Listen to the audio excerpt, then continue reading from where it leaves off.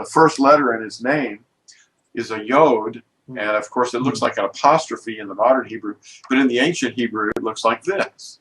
Yeah. You know, now in the Samaritan script, the letter Yod, which by the way means hand, and it kind of depicts the forearm and the hand. Yes. You see, that's what this is. And the second letter, now this is very interesting.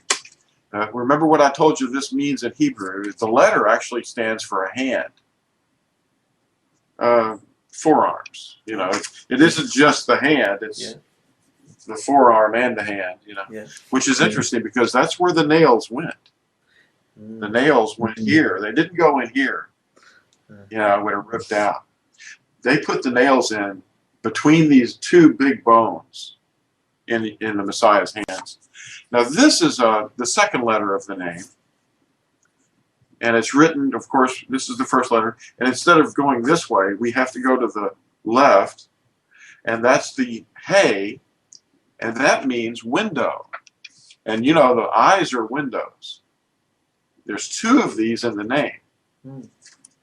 Yes. Now, the third letter, which is the most mysterious letter of all, is the YOD-HAY, which they've been calling a YOD-HAY. A YOD-HAY, you know, like wah. That's a trombone, by the way. Yeah. Yeah. Wah, Sort of wah, wah, wah. Yeah. Well, this is a YOD-HAY because it operates in almost all cases as a U or an O. It's a U or an O. It's a U or an O. It's a U or an O. It's a U or an O. It's a U or an O. It's a U or an O. It's a U or an O. It's a U or an O. It's a U or an O. It's a U or an O. It's a U or an O. It operates in almost all cases as a U or an O, you know? And you'll hear this in all kinds of names. And I'm going to show you one of them or two of them here. But this is the third letter of the name. You see how that's building up there? You see that? Now, what's really going to be fun is we only have one more letter. And it's, well, it's another one of these. Yeah. And when you put them together, of course, it looks like what I have on my shirt here. It looks like this. You have a Yod, a Hay, an YOD-HAY, or a Wah, which will show you that that's actually an errant pronunciation, and a Hay. YOD-HAY-UAU-HAY. Can you see that okay? Yeah, that's crystal clear. Great. The four letters that you see here are found, YOD-HAY-UAU-HAY, that's the name of the creator, found at least 6,823 times, by the way, in the Tanakh. Ooh. The Tanakh is an acronym for Torah, Nebiim, and Ketubim, which means the law, the prophets, and the writings. Anyway, there it is. Now, look at this letter, look at this word down here. This is the same word right here, I mean, a similar word. This is the name of Leah's fourth son. The tribe was named after him, Yehudah. They've corrupted it to Judah and finally Jew. All the people that descend from Yehudah, you know, are today, they're called Jews. But look at this. There's that Yod. Can you see it? Yes. Now look at the name. You can see the name, except for this triangular letter. The name is intact right there in Yehudah's name. In fact, his name means praiser or worshiper of Yah. See, Yahu. Now this has a Daleth in it. They've jabbed this Daleth in, okay? Now Yehudah is the way you say it. And I've transliterated it up here, and I've underlined the equivalent tetragrammaton, or four letters. Yod, Hay, Ua, Hay. Now that is commonly mistaken to be a double U. Well, what do you hear when you say the name of the letter W? Well, you're saying double U. There is no such thing in the Hebrew. That's a new letter. It appeared around the 13th century on the earth. the letter W was actually 2 U's. Now, where did the letter U come from? Well, the letter U came from this letter, the third letter of the name. It's not Yahuah. This man's name is not Yahuah. Okay? That's for Sola. All right. You sound like a Wookiee. Well, yeah.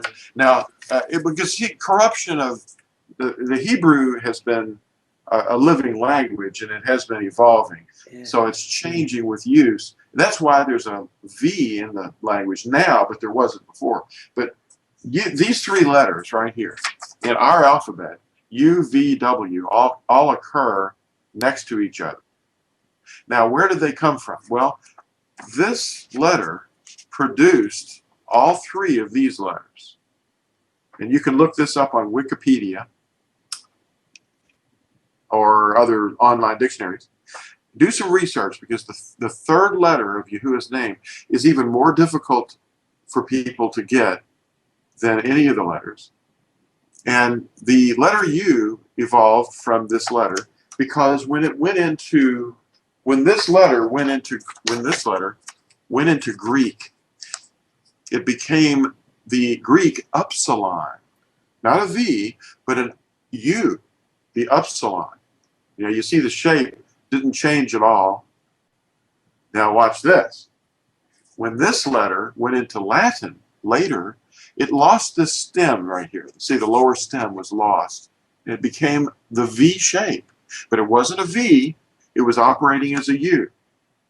Like in the word in Latin for sword, like a gladiator's sword, is the word gladius.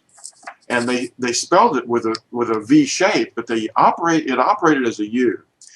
And for hundreds and hundreds of years in the recent times, that V shape was written on stones and things like that, and it represented a U.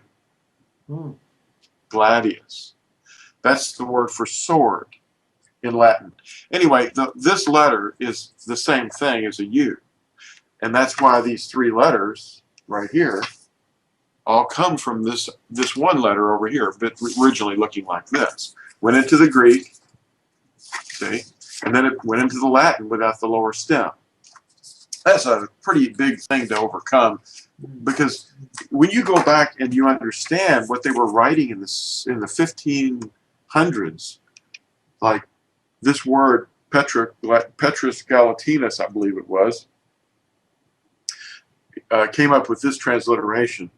And this transliteration actually is the same thing as our pronunciation today of Yahuah, because this is not a V to them. It's a V to us, but it isn't a V to the people of the 1500s. They were seeing this as Hua. They were seeing Hua. They weren't. This is a diphthong, a dipping of the tongue. People don't get diphthongs anymore. That's too. I mean, we're into like all this, ebonics and stuff, But this is actually technically the way it worked. And there's the 4 letters of the Tetragrammaton. It's a yod, and they gave the iota in the Greek a tail, because it was at the beginning of around 1530. They just started developing this shape. But it still operates like in the name of the country Yugoslavia. It's spelled with this letter, but it's pronounced as a Y, YOD-HAY-UAU-HAY. And they were pronouncing it Yahuah. That's what they were saying. Not Yahuah, but Yahuah.